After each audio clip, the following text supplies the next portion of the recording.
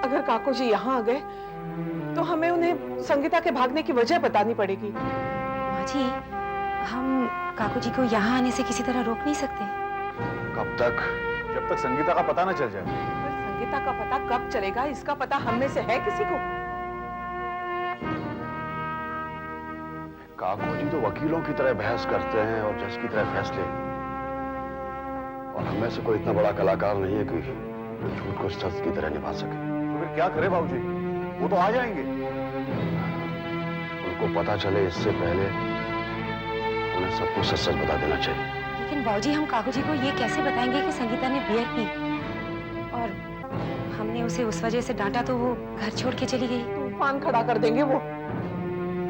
तूफान तो संगीता के भागने के साथ ही शुरू हो चुका है। गलतियां धुएं की तरह होती हैं लता, जितना ज्यादा रोकने की कोशिश करो उतना ज्यादा फैलती। काको जी को कहीं और से पता चलने से पहले हमें ही जाके उन्हें अनूप के बारे में बता देना चाहिए।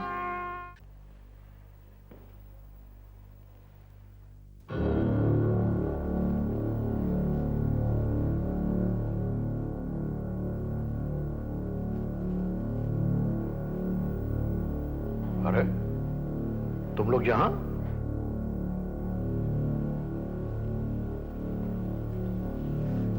जीते रहो बहू, जीती रहो, जीते रहो, जीती रहो। मैं तो तुम लोगों के पास आने वाला था। आरती की तो उम्मीद नहीं की जा सकती, लेकिन विशाल को तो साथ ले आते। संगीता का कुछ पता चला? पता नहीं कहां चली गई। संगीता घर से चली नहीं गई, संगीता घर से भाग गई है।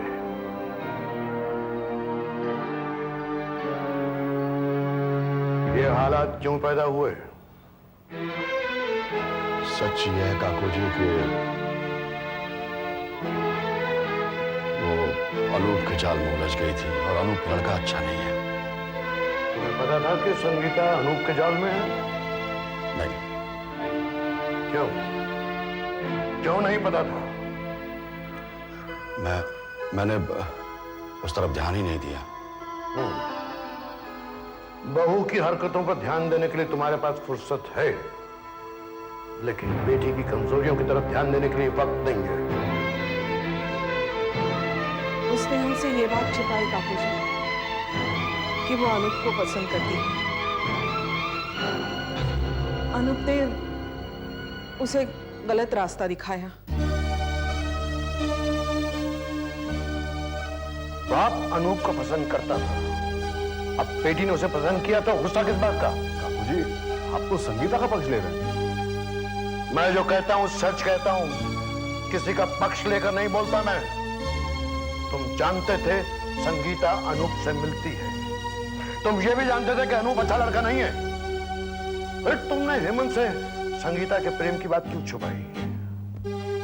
हमने सोचा कि बाबूजी को बिना बताए हम संगीता को समझा लेंगे, मगर तुम अपने दिमाग से चली, वो अपने दिमाग से चली। गलती किसकी हुई?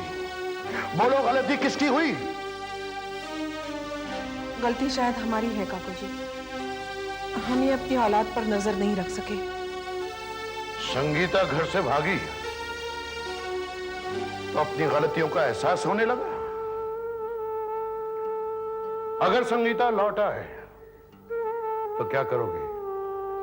माफ कर दोगे उसे? आप कहेंगे तो माफ कर देंगे। आप हर बात का फैसला करते रहे हैं, संगीता का फैसला भी आप ही करेंगे। तो फिर उसकी शादी कर दो। मिलेगी तब करेंगे ना शादी। पता नहीं वो कहाँ है।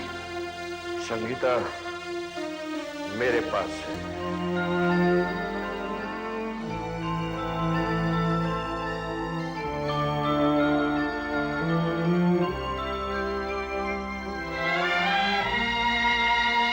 जब घर से भागी तो सीधी अर्चना के पास गई। अर्चना ने मुझे सब कुछ बता दिया। इज्जत बचाना चाहते हो तो इसकी विदाई का बंदोबस्त करो।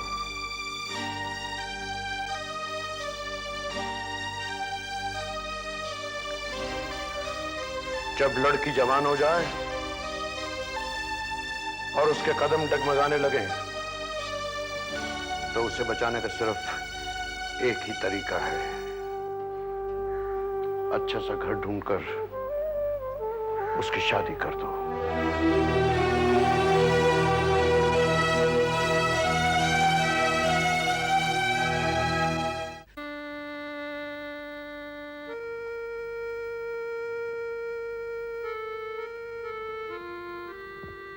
चाय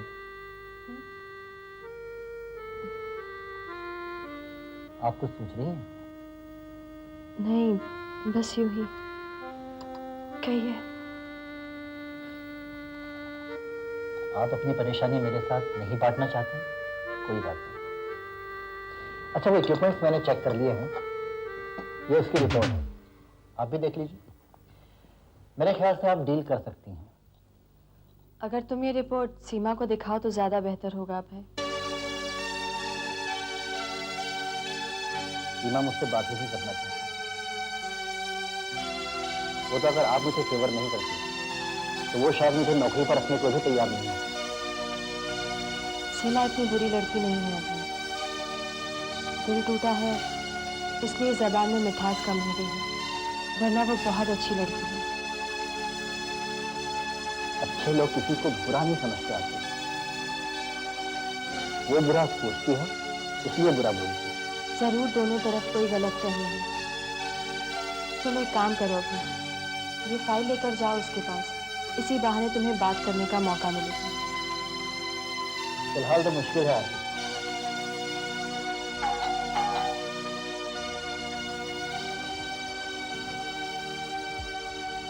बुलाया साहब? हाँ सुनो, तुम ये फाइल सीमा मेम साहब को भी दिखा दो। ऐसे तो बात कभी नहीं बनेगी अब। चाय पीजिए, ठंडी हो गई।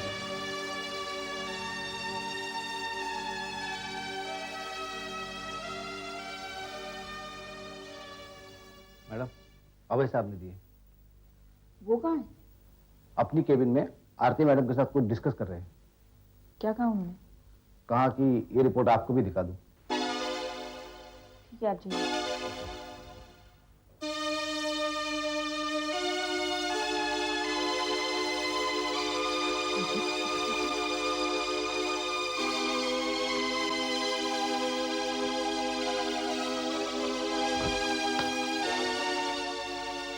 तुमसे बात कर अच्छा लगता है भाई।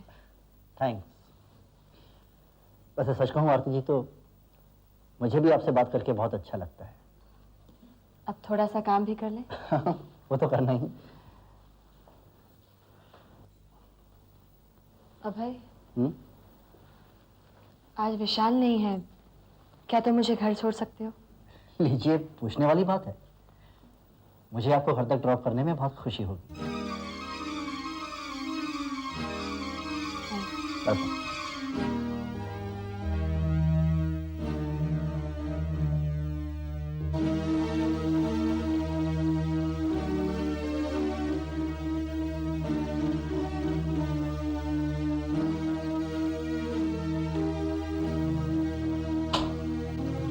ये रिपोर्ट तुम खुद भी लाकर दिखा सकते हो। रिपोर्ट आप तक मैं पहुंचाऊंगा चपरा से? क्या फर्क पड़ता है? जरूरी रिपोर्ट है जो आपको मिल चुकी है। एक रिपोर्ट मुझे और भी मिली कि ये रिपोर्ट तुमने आरती को खुद दिखाई। हाँ, तो उसकी वैल्यू मुझसे ज्यादा नहीं है। ये आप कैसे कह सकते हैं?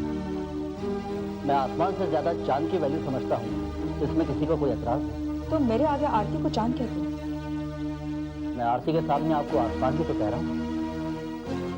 मेरी समझ में नहीं आता मैडम, आप हर बात पर इतना सवाल क्यों करते हैं? क्योंकि मेरे सवालों के जवाब मुझे ठीक तरह से नहीं मिलते, इसलिए। ठीक से सवाल करेंगी तो ठीक से जवाब मिलेगा ना मैडम। लेकिन आप तो जवाब पाने के लिए अपनी सीमा ही तोड़ दी। अभय, सीमा को तुम तोड़ना चाहते हो। मगर वो टूटेगी नहीं।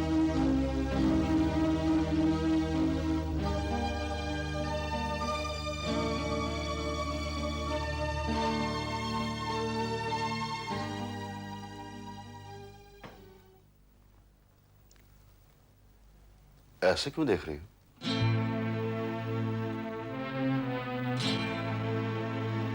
अपने सवालों का जवाब ढूंढ रही हूँ। कौन से सवाल भाई?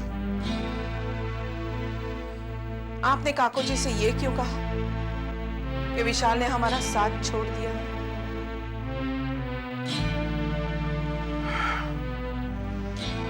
आरती पर गुस्सा आ रहा था इसलिए, या कोई और बात है? वो हमारे साथ नहीं रहता इसलिए कहा। कोई साथ नहीं रहता तो कहा जाता है वो हमसे अलग रह रहा है। आपने कहा विशाल ने हमारा साथ छोड़ दिया है। दूर रहने का मतलब साथ छोड़ना नहीं होता। लता तुम तो बस साफ साफ बताइए बात क्या है?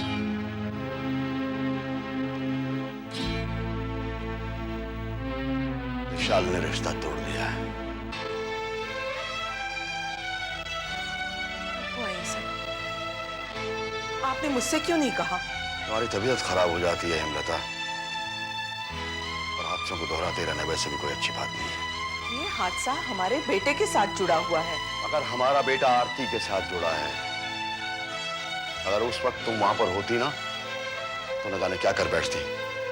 आरती की गलती का एहसास कराने के बजाय वो मुझसे सवाल करने लगा था। मेरा बेटा कहलाने में वो शर्म महसूस करने लगा है। पर विशाल के संस्कार ऐसे नहीं हैं।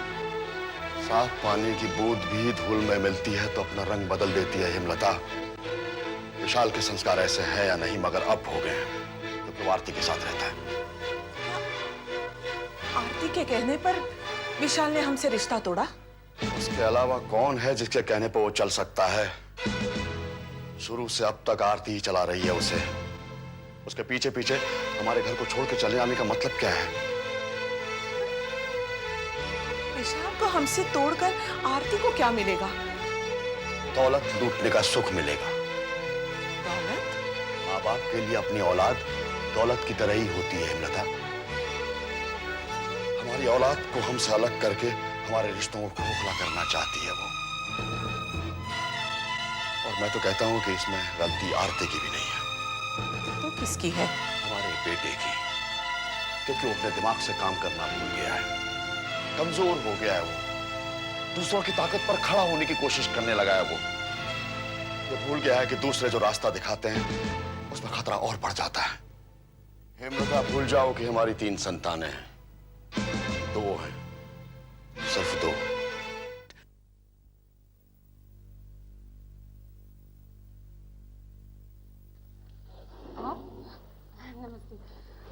आइए। हमारी बहू कहाँ है? आप अंदर तो आइए, आइए प्लीज।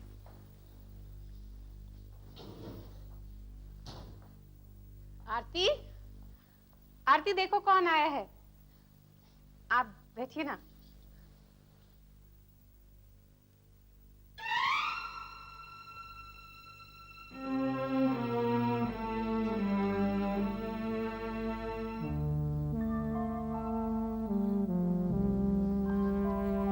खुश रहो। रिश्तों को तोड़कर आप